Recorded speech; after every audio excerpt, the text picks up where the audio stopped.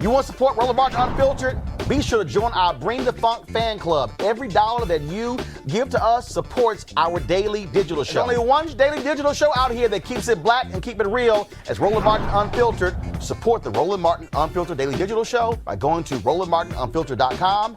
You can make this possible. All right, folks, ever since I had my show, first on TV One Washington Watch in 2009, News One Now in 2013, and of course launching Roland Martin Unfiltered last year, we've been focused on Republican-led voter suppression. The facts don't lie. That's what we have seen across this country. Well, last year, 14 million Americans were purged from voter rolls across the country. They were mostly black and poor or students. Joining me right now to discuss his investigation into voter purging is investigative journalist Greg Palast. Greg, welcome back to Roland Martin Unfiltered. Glad to be with you, Roland. I make this point all the time, and the bottom line is this here. When it comes to people who are purging voter rolls, it is largely Republicans who are leading this effort in states across the country. Fact or fiction? It's a sad fact. It's Jim Crow all over again. You know, in the 50s and 40s, 50s, and 60s, it was the Democratic Party who blocked black voters in the South. Now that's the GOP. And it's real simple. It's not that I don't really believe that characters like Brian Kemp are racist. That's the governor of Georgia, who's, I call him the Purging General of America. What he cares about is the color of your vote, which is blue. That is Democratic. You have Democrats, you have black folk, Hispanics, and now Asian Americans in Georgia are voting substantially Democratic, as are young people. If they let everyone vote, Georgia will be a solid blue state. Same with Mississippi, same with Alabama, same with Florida. They know it, and therefore the only way they can win is by removing voters of color. That's it. Look, you talked about that. In fact, a Republican strategist said in North Carolina, on the record, that if black folks were the ones voting Republican, Republicans in North Carolina would not be trying to suppress their vote. For me, it doesn't matter what your party is. I don't care. Just like I disagreed in 2000 when the Gore campaign tried to throw out some military ballots because they said more than likely they're going to be for Bush as over Gore. My deal is no, you count every vote. It doesn't matter where they come from. And the Republican Party, it was Colin Powell, when he went to North Carolina, called out the then Republican governor of North Carolina and said, stop trying to disenfranchise and take the vote away from African Americans. That's right. Back in 2000, I was with The Guardian. And by the way, I'm joining The Guardian again. Out of England, because in England they really are watching vote suppression in America. You don't have much of a following of this issue by, unfortunately, my U.S. colleagues in the press. But back in 2000, with The Guardian and BBC Television, I uncovered that tens of thousands of black men were removed from the voter rolls as felons. Not one. Their only crime was voting all black. There was not one illegal voter. Not one. George Bush became president by 537 votes. Minus the tens of thousands of black folk voting. When you talk about, what is the Republicans' line on this? One of the main people I spoke to, a Reverend Thompson, he was removed from the voter rolls, an African-American minister, when he was forced by the lawsuits that came out of my investigation. They said now he can vote. He went in and he registered, by the way, as a Republican. And they said, well, if we knew you were a Republican, we'd have let you register in the first place. They literally said that to him. If we knew you were a Republican, we'd have let you register. You he just saw black minister, obviously a Democrat. He may want to think his position, by the way. That is, and look, Malik's on my show. He's a Trump supporter. He's a Republican. And he's like, hey, you always criticize Republicans on this. But this, to me, is very clear. The Republican Party understands that their voters are largely white. They know that black and brown people vote against them because of their policies. And if they actually got their policies right, they probably would be able to compete for black and brown votes. But they don't. And so they are appealing to white voters on these issues. And I'm going to keep calling them out. But what they're trying to do, Greg, is they're trying to literally steal elections. They want to shrink the voting rolls because when there's a smaller voting population, they win. larger turnout, they lose. Bernie Sanders literally said that a few days ago. That's correct. And the Reverend Jackson and I, Jesse Jackson and I, were talking to Bernie Sanders, one of the few people who's actually saying, hey, we have to make this an issue. Everyone should be allowed to vote. Now, when you have to understand the massive size of this purge. You mentioned 14 million people in the last year. We know. I actually sued Brian Kemp, Secretary of State of Georgia, while he was running against Stacey Abrams for governor of Georgia. And he had removed 500,000 voters from the voter rolls. I sued him, got the voter rolls, got the names and the addresses of people he purged. He said those people had left the state or moved out of their county. My experts went through that sheet and found out that in Georgia alone, he had illegally removed 340,134 voters. That's 1/3 voters. We're not sampling. We have their names and addresses, and that's what we're fighting to get those people back on in my investigations. And Georgia isn't alone. Brian Kemp made himself governor of Georgia, winning over Stacey Abrams by a few thousand votes by removing hundreds of thousands of black folk, including, by the way, Martin Luther King's 92-year-old cousin. She'd voted the same station for 50 years. I was there when they threw her out of the voting station. 92-year-old cousin of Martin Luther King, voting every year, every election, since her cousin was murdered. We are taking this investigation to Ohio, to Michigan, to Wisconsin, to Mississippi and North Carolina and other states where we know that they are illegally and wrongly purging people. Our experts, we've filed legal actions in 26 states so far, and we expect to get those lists, and I'll be reporting on that, well, for Roland Martin, Unfiltered, and the Guardian newspapers. Well, look, Greg, anytime you want to come on the show, you are more than welcome. This is a critical issue, one that I have focused a significant number of years of my career on, because I don't care who it is. I don't care if you are white, if you're black, Latino, Asian, if you're young, old, if you're gay, straight, doesn't matter. You should not have your vote taken. It should be done fair and square. And bottom line is, if you want to beat people, beat them on the issues. Don't beat them by cheating. Greg Palast, where can people actually contribute to help your project? Where should they go? To gregpalast.com. Gregpalast.com. You can see a little film about the work I did in Georgia in 2018 that we're going to take nationwide. And I always appreciate tax-deductible donations, but we're doing this work. They can't stop us, and I'll keep reporting for you, Roland. Thank you. All right, Greg, thanks a lot. GregPalast.com. Greg, thanks a lot. You're the best. Thank you. Bye. All right, thank you. All right, Mellet, what the hell's up with your party? Why can't they win fair and square? Why cheat?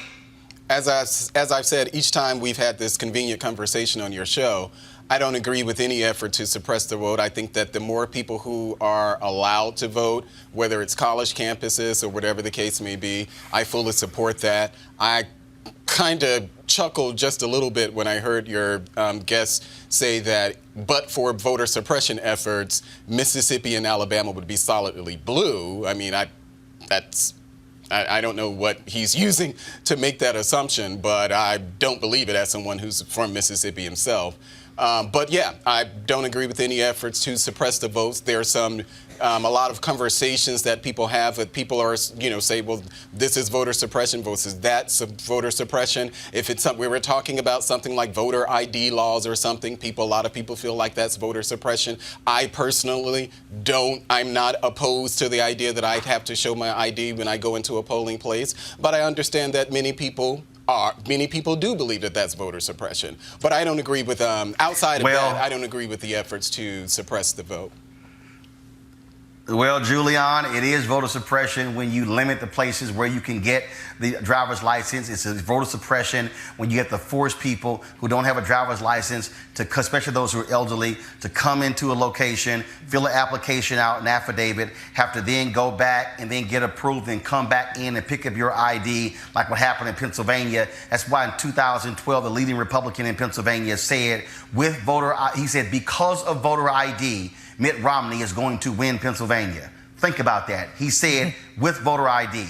In 2016, Julian, the Obama Department of Justice approved the voter ID plan of Wisconsin, but what happened? A federal judge called in then Governor Scott Walker's office saying, why are you dragging your feet in the issuing of voter IDs? Upwards of 200,000 people in Wisconsin were impacted as a result of the voter ID law. Then, of course, you had the whole issue in Ohio when Ken Blackwell was Secretary of State, saying that the weight of the paper did not actually meet the state standard. I believe the state standard was 70-pound paper, and then it was a 60-pound paper. They even tried that one. Then, of course, you also had in Ohio, Julian, in 2012, when the Obama campaign had to sue Ohio because in the counties where Republicans led the state board of elections 3-2, they extended voting hours. And in those counties, where the Republicans led voting efforts, yes, they extended those hours. In areas where Democrats led, they actually restricted voting hours. All of that is voter suppression, Julian. Absolutely. There has been a conscious effort to deny people their right to vote. I love Greg Palast. He does such great work. He's been documenting this for some time. But the fact is that I think the IDs are voter suppression. I think that what they did with polling places in Georgia, let's say in 2018, at Clark Atlanta University, at one of the voting places, they had 10 machines, but only 3 of them were working. They waited until within an hour of the polls closing to bring some working machines. Meanwhile, students were lined up around the block because they wanted to vote. They wanted to vote for Stacey Abrams.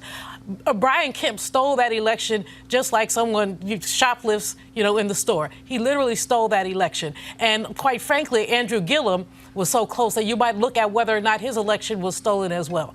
What Greg Palast said is true. When you have a large pool, Democrats tend to win. When you restrict the pool, Republicans tend to win. The Democratic base is blacker, browner, younger. The Republican base is old and basically white. Milk is an exception to the rule, of course. There are a couple others. But basically, that's the difference there. And they have had a concentrated effort. North Carolina screams to my mind, where they basically have made it difficult for students to vote. Students live on campus 9 months a year. That's their home. But they made it difficult for students to vote. They've moved polling places around. In 2016, one particular county went from having 8 polling places in 2012 to 2 in 2016. So that's voter suppression. In Mississippi, some people had to go as many as 40 miles to get to a polling place. That's voter suppression. And it is conscious, it's deliberate.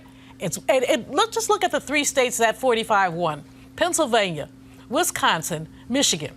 In each one of those cases, you have a narrative about voter suppression.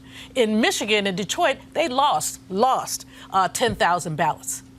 I mean, who loses 10,000 ballots? That could have been the margin of difference. So the message for Democrats is we have to fight harder, fight longer, and ensure that there's fairness. The Lawyers Committee of Civil Rights Under Law often has lawyers monitoring even as voting is going on because some people are not being allowed to vote. Kelly, according to the Leadership Conference on Civil and Human Rights, folks, you can go to their website, www.democracydiverted.org. They say since the Supreme Court rendered its decision that weakened the Voting Rights Act, across the South, they have closed 1,200 polling locations since that took place 6 years ago. That is also voter suppression, Kelly. It's absolutely voter suppression. And what's sad is that the Voting Rights Act was more or less pretty weak. Like, it needed more legislation to truly strengthen it so that we wouldn't have these type of issues anymore. I kind of liken it to a rickety wheel, so to speak, the Voting Rights Act, and the Supreme Court basically took out major spokes of that wheel such that it's almost not sustainable without those spokes anymore. And what happens, like you have a vehicle or what have you, not being able to drive it. And we have to use what's left of this act to continue to move forward. And that not only is it frustrating, it's just wrong. Dr. Malveaux, definitely, I echo her points. But at the same time, This goes back to our conversation regarding elections and packing the courts with judges and all of these things. It's all connected. It's all connected. So, absolutely. No, you're absolutely right when you say it's all connected, because, again, it is all a part of a Republican strategy. According to the Leadership Conference on Civil Rights, 1 in 10 voting locations in Texas were closed. In Arizona, more than 1 in 5 polling locations were closed. Georgia, Louisiana, and Mississippi closed roughly 1 in 20 polling locations. So when you take the purging of the voter rolls, then when you take the closing of polling locations, and you throw in voter ID, what you have is a witch's brew created by Republicans to frustrate voters, to say, I'm just so sick of it, I don't even want to go to the polling location. And that's why, folks, we're going to fight that, we're going to counter that, and so we're going to beat them at their game early. And that's why we got to make sure you have all the information that you need, because Republicans, if you want to win fair and square, but don't cheat. All right, folks, back to our Roland Martin Unfiltered video in just one moment. All right, folks, it's the holiday season. This is when you think about spending time with the family and friends. This is also when you count your blessings and support those less fortunate. This year, be a holiday hero and change someone's life forever. Right now, hundreds of thousands of Americans are sitting in jail without being convicted of a crime. Why? Because they lack the financial resources to pay their bail. Now think about it. If you are arrested for any minor offense, you will be taken directly to jail. If you don't have bail money, you will stay there until a court date is scheduled. That could be days, weeks, or even months. Simply put, America's bail system is broken for people of color. Freedom, folks, should be free. That's why the Ebony Foundation has partnered with the Bail Project and is sponsoring the Home by the Holiday campaign. The Bail Project has helped bail out thousands of people over the years. And with your help, we plan to bail out 1,000 people by New Year's Day. How's that for a holiday gift? A donation from you today can change someone's life tomorrow. Did you know people of color represent upwards of 90% of the jail population across the country? Without bail, nearly 90% of those charged with misdemeanors plead guilty. However, with paid bail, less than 2% receive a jail sentence. Folks, sometimes justice needs just us to fight to join the fight. You can be a holiday hero by donating $25, $50 or more to help the Ebony Foundation bring our brothers and sisters home by the holiday. To donate, go to homebytheholiday.com. It's homebytheholiday.com. Now back to your Roland Martin Unfiltered video.